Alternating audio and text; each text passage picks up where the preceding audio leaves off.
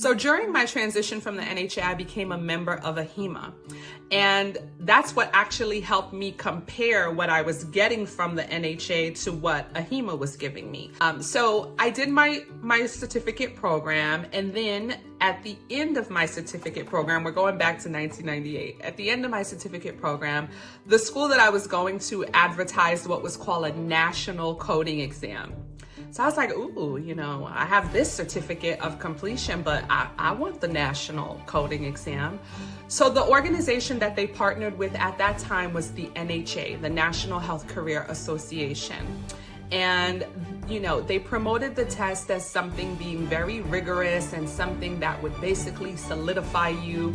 And they promoted it as something like, you have this certificate from our school showing that you completed the basic coursework, but this national certificate is going to really get your career going.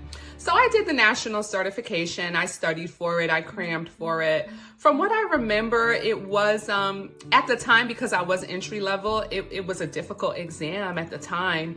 And I became certified through the NHA.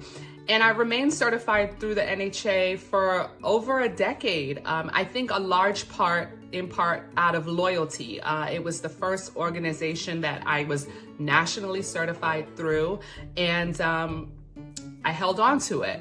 The problem is that as I grew in my career, I eventually did decide to go to college. I know that there are a lot of MBCs who may not have gone to college yet or feel like they don't need to go to college, but my path led me to go to college. I did my associates and my undergrad in healthcare admin.